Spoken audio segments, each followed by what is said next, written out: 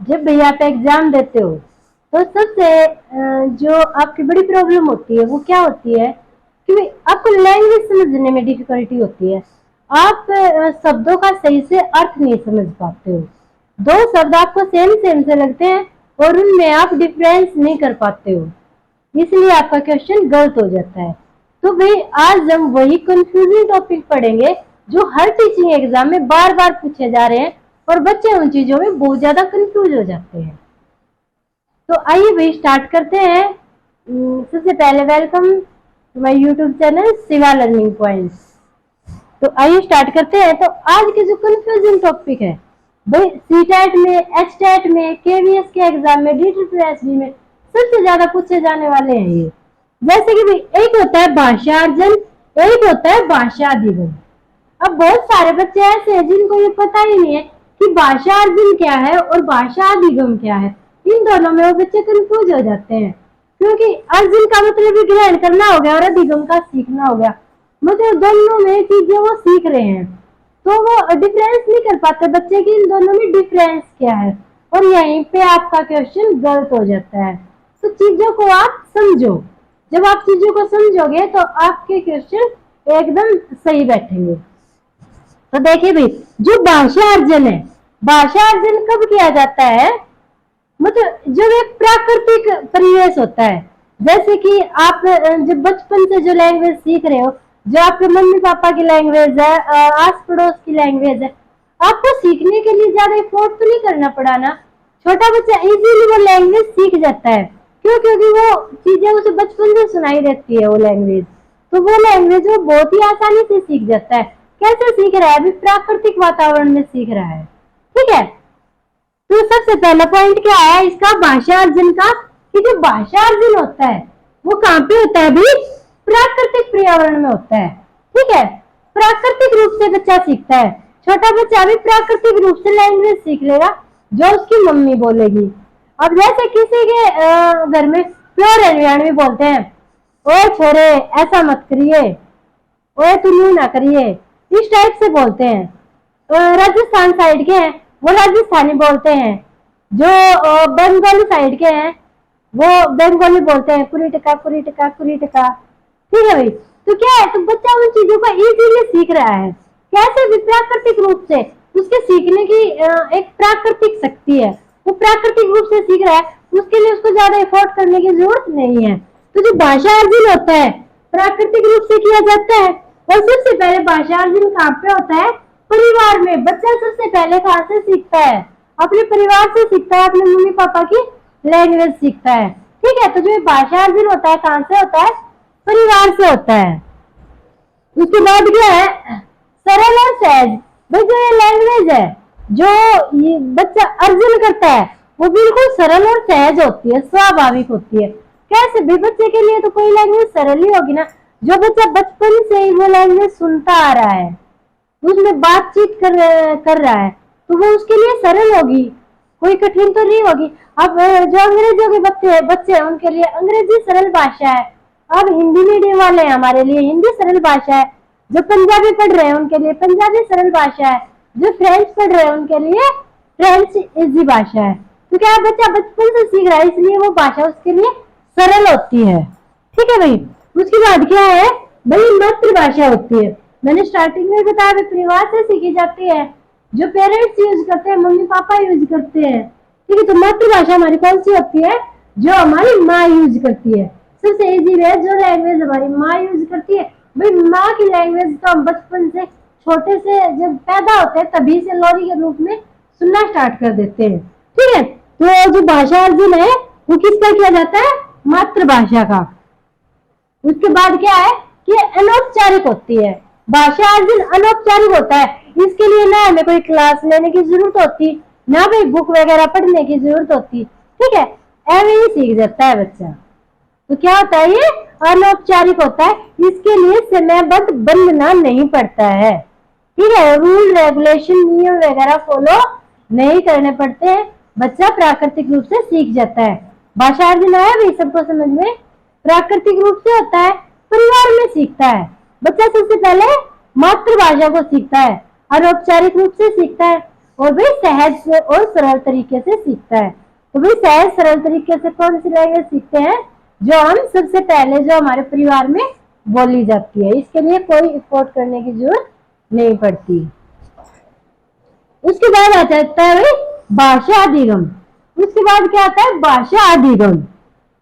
ये समझाने के बाद मैं आपको क्वेश्चन देके भी ये बताऊंगी कि हाँ भाई इनका यूज कैसे करना है, किस टाइप का क्वेश्चन आएगा जिसमें आपको इनका आंसर सिलेक्ट करना है।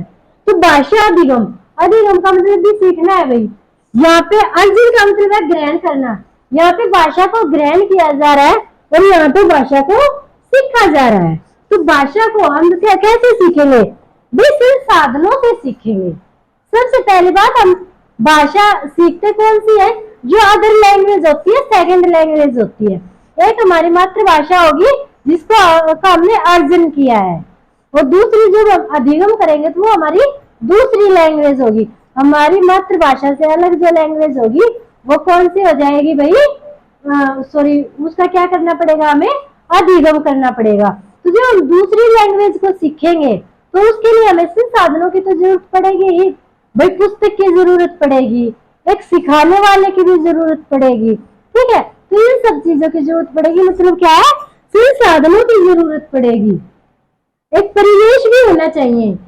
दूसरी लैंग्वेज सीखने के लिए परिवेश होना चाहिए, जैसे कि स्कूल। हम स्कूल के अंदर जाके कौन सी लैंग्वेज सीखते हैं भाई? स्कूल के अंदर जाके जैसे हमने अंग्रेजी सीख ली, पंजाबी सीख ली, कोई भी अदर लैंग्वेज हम स्कूल में जाके सीखते हैं। तो उसके लिए हमें क्या प्रयास करना पड़ता है ना। अब आप आपके घर में हिंदी लैंग्वेज बोली जाती है, आप इंग्लिश मीडियम स्कूल में जाते हो, वहां पे आपको इंग्लिश लैंग्वेज सिखाई जा रही है, तो आपके लिए सीखना कठिन होगा ना। आपके लिए सीखना क्या होगा? कठिन होगा। आप बहुत ज्यादा परिश्रम करके फिर उस लैंग्वेज को आप सीखेंगे, ठीक है। तो भाषा अधिगम कठिन होता है। उसके बाद क्या है? यही कि भाई दूसरी भाषा जो होती है उसी का अधिगम किया जाता है, मातृभाषा का अर्जन किया जाता है। फिर क्या है कि जो अधिगम होता है, भाषा का अधिगम औपचारिक रूप से किया जाता है। औपचारिक रूप से मतलब जिसमें नियम फॉलो करने होते हैं। जैसे हम स्कूल में जाते हैं, स्कूल के लिए एक बिल्डिंग भी चाहिए, टीचर चाहिए, स्टूडेंट चाहिए, पाठ्यक्रम चाहिए, पाठ्य पुस्तकें चाहिए, सारी चीजें चाहिए। और समय के अकॉर्डिंग हमें स्कूल में जाना पड़ेगा, फिर छुट्टी होगी, सब कुछ समयबद्ध होगा। तो ये क्या, ये क्रिया क्या है? औपचारिक, ठीक है। तो भाषा अधिगम कैसा होता है? औपचारिक होता है भाषा अधिगम, ठीक है भाई। तो भाषा अधिगम दूसरी लैंग्वेज का होगा, स्कूल में सीखेंगे, संसाधनों के द्वारा सीखेंगे। इसको सीखना कठिन होता है और ये औपचारिक होता है, ठीक है। अब इसमें से क्वेश्चन किस टाइप का बन जाएगा? एक तो सिंपल ऐसे दे देंगे कि भाई जो मातृभाषा है आपकी, मातृभाषा जब आप सीखते हो तो वो क्या कहलाएगा? भाषा अर्जन कहलाएगा, भाषा अधिगम कहलाएगा, भाषा ग्रहण कहलाएगा, और उपरोक्त में से कोई नहीं, ठीक है। अगर आपको पता है मातृभाषा का अर्जन किया जाता है, आप टिक कर दोगे कि भाई मातृभाषा को जब हम सीख रहे हैं तो वो भाषा अर्जन कहलाएगा, ठीक है भाई। उसके बाद सेकंड क्वेश्चन जैसे इस टाइप का आ जाएगा, भाई एक लड़की है, कोई भी लड़की है भाई, उसके पेरेंट्स का ट्रांसफर हो गया अदर स्टेट में। कोई हरियाणा की लड़की है, उसके पेरेंट्स का बंगाल में ट्रांसफर हो गया। मेरा ही मान लो भाई, मेरे हस्बैंड बीएसएफ में है, वो कहीं कहीं जाते हैं, कहीं कहीं ड्यूटी लगती है उनकी, तो मेरे बच्चे यहाँ पे हरियाणवी लैंग्वेज बोलते हैं, हिंदी और इंग्लिश लैंग्वेज को ही जानते हैं, ठीक है। जब वो अदर स्टेट में जाएंगे अपने फादर के साथ मान लो वो बंगाल में चले गए, वहां पे जब वो बंगाली भाषा को सीखेंगे तो वो बंगाली भाषा को सीखेंगे तो वो क्या कहलाएगा भाई? अर्जन तो नहीं कहलाएगा ना वो। तो उसके लिए उनको परिश्रम करना पड़ेगा। एकदम से नई लैंग्वेज उनके सामने आई है, परिश्रम करना पड़ेगा, स्कूल में पुस्तकें पढ़नी पड़ेगी, टीचरों से सीखना पड़ेगा, औपचारिक शिक्षण करना पड़ेगा। तो वो क्या कहलाएगा? भाषा अधिगम। क्या कहलाएगा भाई? भाषा अधिगम कहलाएगा। दोनों में डिफरेंस समझ में आया कि भाई भाषा अर्जन और भाषा अधिगम में। आई होप इसके बाद आप इन दोनों टॉपिकों में कंफ्यूज नहीं होंगे। उसके बाद देखो भाई, एक मोस्ट कंफ्यूजिंग वर्ड है ये दो, BICS और CLF। इसमें बच्चे काफी कंफ्यूज हो जाते हैं। तो जो BICS ये क्या है? बुनियादी अंतर्वैयक्तिक संप्रेक्षण कौशल। बुनियादी अंतर्वैयक्तिक संप्रेक्षण कौशल भैया दिया किसने? ये दिया है जिम क्यूमिंस ने।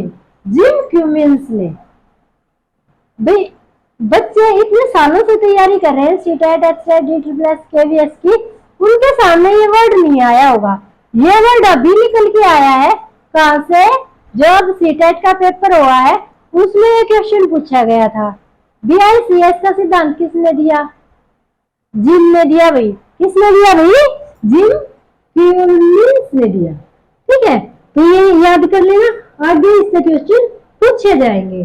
तो ये चीज आपको समझना जरूरी है कि होता क्या है। तो जब BICS क्या होता है भाई? जो हमारी बेसिक बातचीत होती है, जो आपकी बेसिक बातचीत होती है, जैसे कि आप अगर स्कूल में हो, अगर आप क्लासरूम में बातें कर रहे हो, टीचर के सामने बातें कर रहे हो, आप बिल्कुल फॉर्मल तरीके से बातें करोगे। मे आई गो टू टॉयलेट मैम। अगर हिंदी के स्टूडेंट हो तो बोलोगे मैम क्या मैं पानी पीने जा सकता हूँ? मैम क्या हम ऐसा कर सकते हैं? मैम मुझे ये चीजें समझ में नहीं आई। ठीक है, अब बिल्कुल फॉर्मल लैंग्वेज में बात करेंगे। इसके अदर एंड अगर आप खेल के मैदान में हो, वहां अपने दोस्तों के साथ बैठे हो, या फिर लंच टाइम में अपने दोस्तों के साथ लंच कर रहे हो, ठीक है, वहां पे आप बिल्कुल नॉर्मल होके बेसिकली बोलोगे अरे यार आज तो कमाल हो गया, आज ऐसा हुआ, आज वैसा हुआ। ठीक है, अरे यार ऐसे नहीं होना था, ऐसे फलाना ढिकड़ा, मतलब अपनी लैंग्वेज यूज करोगे, जो आपकी मातृभाषा है वो आप यूज करोगे। सेकंड, आप ऑप्शन लेके देखो, आप भाई नाइट के टाइम पे आपकी कोई GF BF है, आप उसके पास कॉल करते हो, आपने बोला हेलो, हाँ जी कैसे हो, वहां से अगर बिल्कुल फॉर्मल उसमें आपका उसका आंसर आएगा सी है या ही है कि यस मैं तो बिल्कुल ठीक हूँ, आप कैसे हैं, आप क्या कर रहे हैं, आपने खाना या नहीं खाया या नहीं खाया, मैं थोड़ा बिजी हूँ, मैं थोड़ी देर के बाद आपको कॉल करूंगा। मतलब बिल्कुल फॉर्मल बातें हो रही हैं। ठीक है, वही अगर आप ऐसा एक्सेप्ट नहीं करोगे, आप ये बोलोगे ये कैसी लैंग्वेज में बात कर रहा है, वही आपकी GF ऐसे बोलेगी मेरे बाबू ने खाना खाया, मेरे बाबू ने पढ़ाई की, इस टाइप से बोलेगा, आप एक्सेप्ट इस टाइप का कर रहे हो, राइट भी। तो वो चीजें क्या है कि आप की जो मातृभाषा है, आप उस भाषा में बोलना बातचीत करना आप पसंद करते हो। ठीक है, आपने जब कॉल किया तो इस टाइप से जब आपको रिप्लाई आएगा तो आपको अंदर से उत्साह आएगा, आपको खुशी फील होगी। तो वो सारी चीजें किस में आई है? BICS में। ठीक है, बुनियादी अंतर्वैयक्तिक संप्रेक्षण कौशल। इसमें क्या है, मतलब जो बच्चा होता है, व्यक्ति होता है, अपनी अंदर की सारी झिझक निकाल के एक झिझक को दूर करके फिर बातें करता है। ठीक है, तो ये होगा BICS, और किसने दिया? जिम ने दिया। अगर आप जिम याद कर लोगे तो पीछे का आपको याद हो ही जाएगा। इसके अपोजिट वर्ड आता है CALP। ठीक है, क्या आता है? CALP। ये क्या होती है भाई? ये एकेडमिक लैंग्वेज होती है, एक ऑफिशियल लैंग्वेज होती है। ठीक है, जो औपचारिक भाषा होती है, जो दफ्तर वगैरह में यूज की जाती है, सर प्लीज मेरा काम कर दीजिए, इस टाइप से जो लैंग्वेज यूज की जा रही है, ठीक है, वो क्या हो जाएगी आपकी? CALP। क्या हो जाएगी? CALP। दोनों में डिफरेंस समझ में आया? ये वो मातृभाषा है BICS जिसमें आप बातें करके बहुत ज्यादा खुशी और प्रसन्नता महसूस करते हो, और CALP वो लैंग्वेज है जो आप यूज करते हो पर उसमें अपनी भावनाएं बहुत कम जोड़ पाते हो। ठीक है भाई, तो आई होप आज के बाद आप इन वर्डों में कंफ्यूज नहीं होंगे। तो भाई आज के लिए इतना ही। आई होप आप सबको वीडियो पसंद आई होगी, तो वीडियो को लाइक और शेयर कर देना और चैनल को सब्सक्राइब कर देना।